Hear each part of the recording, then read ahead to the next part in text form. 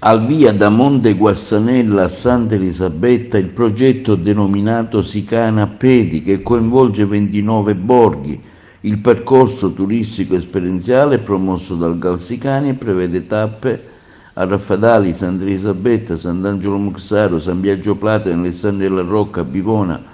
Santo Stefano Quisquina, Cammarata, San Giovanni Gemini, Castronovo di Sicilia, Prizzi, Palazzo Aliano, Bisacquino, Chiusa Sclafani, Calamonaci, Burgio, Luccasicola, Villafranca Sicola, Ribera, Cianciana, Cattolica Eraclea, Montallego, Siculiana, Realmonte, Porto Empedocle, Aragona, Ioppolo, Cianciana e Casteltermini.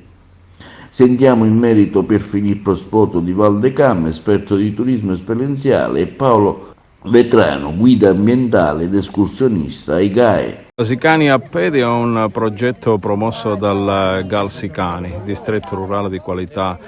dei Sicani, che ha la pretesa di congiungere 29 borghi come se fossero tanti puntini che alla fine sfoceranno un itinerario di 450 km modulabile, quindi l'ospite può fruirne come vuole per un weekend, per una sola giornata, per una settimana, quindi lo può anche tornare a completare negli anni a venire. Quindi il progetto prevede anche della segnaletica sia fisica sui sentieri, ma soprattutto una segnaletica digitale, quindi sarà corredato di un sito internet e un'app che seguiranno l'utente in questa fruizione, quindi con notizie dove dormire, dove mangiare, ma anche con notizie relative a cosa comprare sul territorio, come farsi trasportare le valigie durante il percorso,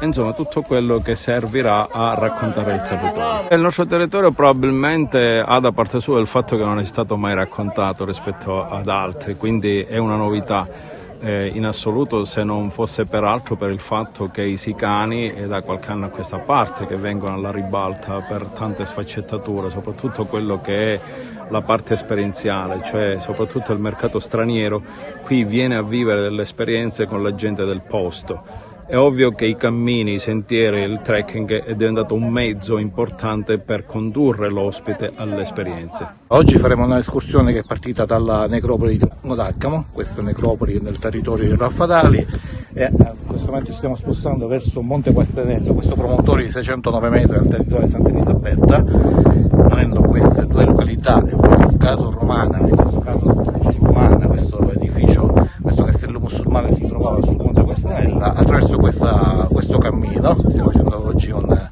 questi ospiti che può fare parte di questa rete di cammini all'interno dell'area Sicani, che si chiama Sicane a Piedi, e vorrò dire 28 comuni che fanno parte del distretto rurale di qualità. Ci abbiamo Venimbrolè quando ci dobbiamo rilassare, ci abbiamo Sfinge con la zuccata, poi qua abbiamo Cavatelli con le lenticchie,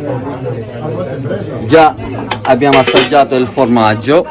con le olive, e poi abbiamo la cotenna con fagioli e sbriciolata di salsiccia.